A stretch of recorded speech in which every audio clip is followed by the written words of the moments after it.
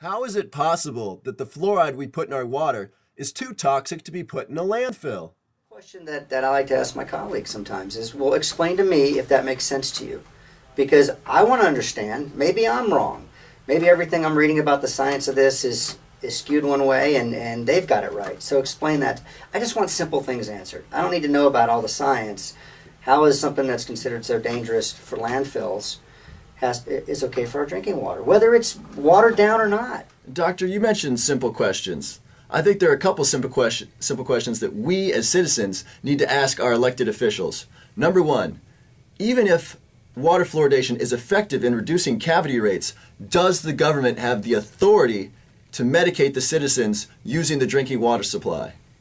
Number two, what are the real costs of dental fluorosis? Not only fixing it, but the potential repercussions citizens would suffer from having a life of stained teeth. Number three, what are the other health implications associated with consuming fluoride? What is drinking fluoride, what is that doing to our kidneys, our livers, and our thyroids?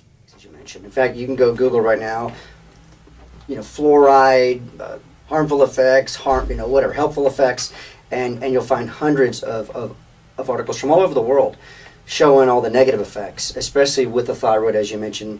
The problem with the thyroid is we need iodine for our thyroid to work well. Well, fluoride is a much stronger element on the periodic table, and it will displace iodine and take its place. And that's why I think we're seeing so many, high cases of low thyroid. Now, just to answer your first question, in my opinion, there are zero studies that show that it works. In fact, there are no studies that show that water fluoridation reduces dental cavities. There is not a single randomized controlled study, and that's the gold standard, a randomized controlled study, meaning that you take it from all over places and you take everything into account. There's not a single one that does that. The largest study that we have on this was in 1987, and it was a big NIDR, which is the National Institute of Dental Research.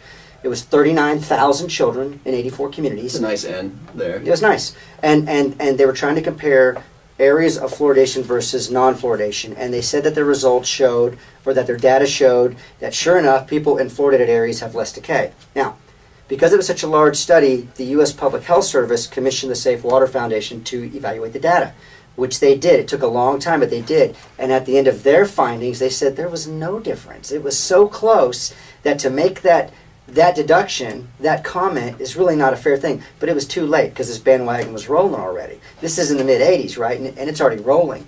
And so it's unfortunate because, I question people who support it. Show me a valid, randomized, controlled study that proves. And by the way, if you look at cities that are fluoridated, let's take San Antonio, for example. 8 years now, or 9 years, I guess. Has anybody done a follow-up? Besides asking Dennis, hey, is there less decay? A true follow-up study has not been done. Nobody ever does that. How often can you do something and then not study it later on down the road and say, oh gosh, this is working or it's not? They do that with other things. Why not this? Changing gears a little bit, Dr. Cole, you've been very humble in talking about your activism and kind of your role in Austin regarding the fluoride fight. Can you talk to us a little bit about that and what's going on here in Austin regarding water fluoridation? Well, I don't think I'm being humble. I'm just one player in a big group of people, including yourself, who are trying very hard to get the fluoride out of Austin water. My point is that I thought that Austin was one of the top green cities in the country. I think this would be a beautiful thing to do if we were the first major city to stop this. I think it might set a trend. Because I'm telling you, if that, as a person mentioned last night at the city council meeting, why don't we just do a moratorium on it for 1 year? Let's just stop for 1 year and see if anything happens. People aren't going to die. They're not going to get more cavities. Life's going to go on. It's going to save the city almost $600,000, okay, which we could use for some of these schools they want to close. $600,000 we would save by not doing water fluoridation in Austin. $600,000 a year. That's right. A year? A year. That's a year. A lot of money added We're up. having budget problems right now. Why are we doing something that, to me, is a no-brainer when we're actually considering closing down some exemplary schools here in Austin? Isn't that amazing? And with Water Treatment Plant 4 on its way, you have to install another water fluoridation apparatus as well, right? There you go. That's exactly right. Oh, goodness. And that's hundreds of thousands. So it's just, you know what, I've gotten to the point where I almost don't even talk about it anymore, except when we get in these forums, because it's exhausting. It really is. I mean, listen, I've done my study. I've looked at everything. I've read the Bryson book that you just showed that clip from. That's the Fluoride Deception. For those of you who want reading on this, by Christopher Bryson. It reads like a mystery novel. It'll blow your mind. It's probably one of the best mystery novels I've ever read, and it's all true. So I just got to a point where it's like, you know what, I love the fact that I can practice in Austin like I do, that I have patients like you and myself who are like-minded. My patients choose not to use fluoride. In fact, I don't know anybody in my practice that does. And if they do, we don't talk about it, you know what I mean? Because I've got stuff all over my office saying that I don't like it. Now, are you talking about topical fluoride or? Yeah, all forms. I don't think we need it at all. Cool. As someone who is nationally recognized as an influential dentist and someone with an exemplary practice, are you telling me that we don't even need fluoride in our toothpaste to have healthy teeth? I don't use it in my family. My kids have never. I've got 2 children, age 8 and 7. They've never had fluoride toothpaste. Their water is either spring or RO. So the only time they get is in these foods I mentioned, or maybe at a restaurant, and they have no decay. And they eat junk too. They're normal kids. They don't have this great diet that's so perfect. My point is that if you want to have healthy teeth, it's diet and lifestyle and home care. That's it. It's not a magic bullet. You don't need to have any kind of chemical to help you achieve that. Would you recommend some fluoride-free toothpastes for our listeners? I mean, really, probably the most famous one is Tom's of Maine, although Tom's of Maine does have some with fluoride, so you got to choose the ones that don't. I carry in my office OxyFresh, which is a product that's been around for 20-plus years. No fluoride. It's got a very low abrasive nature to it, so I like that. It's kind to the teeth. But there's other ones. There's lots of natural ones. There's ones that are inexpensive, ones that aren't so much, are more costly. So you just got to go to any Whole Foods or Central Market or wherever and find a natural toothpaste that clearly states that it has no fluoride. Now, what about baking soda? I've heard that. Wonderful. Great mention of that. I think that's probably the best thing that you could use. And just get a little bit of water on it so it's moist. And that's all you use. That's plenty. That's basically scrubbing your teeth with baking soda on your brush. It's wonderful. Wow, that'll be a money saver, and it'll reduce your fluoride exposure as we all swallow and absorb some in the gums and the mouth. That's right. Yeah. Now, Doctor, let's get into the political issue here. This is just yesterday there was a meeting down at City Hall to discuss the need for more research on fluoridation and what effect it's having on citizens in Austin. Now, you were one of the 10 experts from Fluoride Free Austin to testify against water fluoridation. What was that all about? It was very organized. There was 10 of us, quote-unquote, organized professionals. There was 3 PhDs, a chemist, myself, and another dentist, and a few other folks as well. And we were organized. We had PowerPoint. We had met to go over it. We knew what each person was talking about, and it was all science. You're absolutely right. Yes, there was some heartfelt emotion in it as well, and some personal stories. Because there was one lady who's a chemist who has Hashimoto's, which is the thyroid issue, and she shared very lovingly what she's gone through and how she cured herself by getting fluoride out of her life. I mean, this woman avoids anything that has fluoride as best as she can. So I love that it was organized that way. There was also 10 other citizens that came and spoke very passionately about it as well. So we had 20 people who came and spoke their 3 minutes, and 1 person who spoke pro, 1 dentist, and then, of course, Dr. Huang, who is the city medical director. I've looked at Dr. Huang's CV. Now, it's very, basically the only thing this man has studied is smoking. Here is a list of his publications. Telephone counseling increases cessation rates among young adult smokers. Usefulness of tobacco check boxes on death certificates.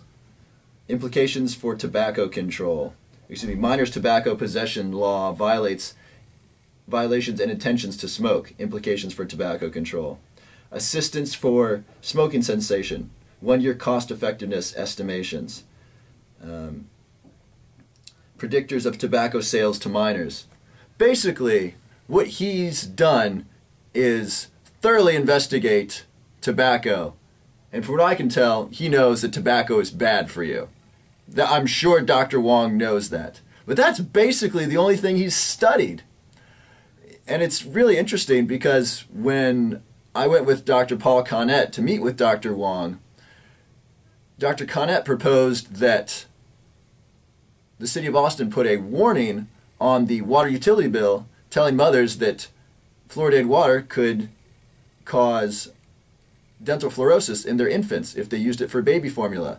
To which Dr. Wong replied, well, do you know what the biggest cause of death is in America? Well, it's smoking. Why don't we put that on the water utility bill?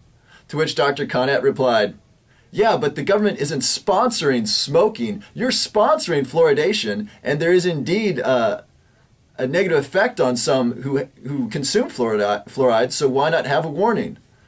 So, from what I can tell, we know for sure that Dr. Wong knows smoking is bad for us. Other than that, I'm not quite sure what his expertise is. You know, that's the point I tried to make last night, because I've had a couple meetings with Dr. Wong, and I respect him as a professional, and I like the fact that he's at least looking at everything we send him.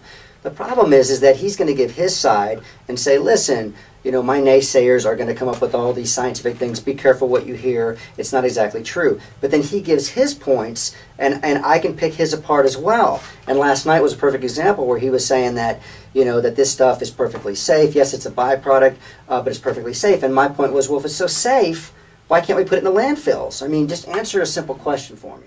Now, Dr. Connett is the world's leading expert in water fluoridation. He just came out with a book, The Case Against Fluoride. So audience, I'm going to play for you now a clip of Dr. Paul Connett here in Austin. One of the big accomplishments of Fluoride-Free Austin most recently was bringing Dr. Connett to Austin to speak to City Council. And that was because of the hard work of Ray Nadler-Ondick, Linda Green, Neil Carmen, and others in that group who were able to bring him here to speak to City Council on the issue of water fluoridation. So here is Dr. Paul Connett talking to Austin City Council. I've researched the issue of fluoridation for 14 years. It's been the most frustrating effort in my life to try to stop this practice, which I think is a huge betrayal of the public trust, both by the U.S. Public Health Services and Department of Health and Human Services, and all the cogs in the wheel down to the local health districts. There were two moments really recently where fluoridation should have stopped. One was when the Center of Disease Control admitted that the major benefits of fluoride are topical. It works from the outside of the tooth, not from inside the body. At this point, adding fluoride to the water didn't make sense at all, because you expose every tissue in the body. If you want to apply it directly to the teeth, then use fluoridated toothpaste. Unfortunately, the CDC and other promoters did not take advantage of that situation. Also, if you apply it to the surface, you don't force it on people that don't want it. And you've already heard from many citizens in Austin that they do not want to be medicated in this way. This is the only time we've used the public water supply to deliver medicine for obvious reasons. Once you put it in the water, you can't control the dose, and you can't control who gets it, and there's no medical supervision, oversight. Also, to make matters worse, the chemicals used are not pharmaceutical grade. They're industrial waste products from the phosphate fertilizer industry. The second time when this practice should have ended is when the National Research Council produced this 507-page report with 1,100 references suggesting to the EPA that they lower the safe drinking water standard. After 4.5 years, the EPA has not done that, which indicates to you that politics is operating here. Now, we've taken all these arguments. 3 scientists, myself, James Beck, and Spedding Micklem, have written a whole book indicating that the science does not support the effectiveness of fluoridation, and there are very many health concerns. And basically, there is no adequate margin of safety between the levels which are causing harm, as documented in this National Research Council report, and the doses that people are likely to get. Nowhere near an adequate margin of safety. And one of those studies indicates from China that IQ in children had lowered at 1.9 parts per million. And this is one of my major concerns, that the level of fluoride in mother's milk is incredibly low, 0.004 parts per million, which means a bottle-fed child in Austin is getting 250 times more fluoride than nature intended. What is particularly serious about that is that at birth, the baby's blood-brain barrier is not fully formed, which means that fluoride can enter the brain. We've now got 100 animal studies which shows that fluoride can damage the brain. They acknowledge this, and we now have 23 studies which indicate that fluoride lowers IQ in children. What I hope... More fluoride fun still ahead.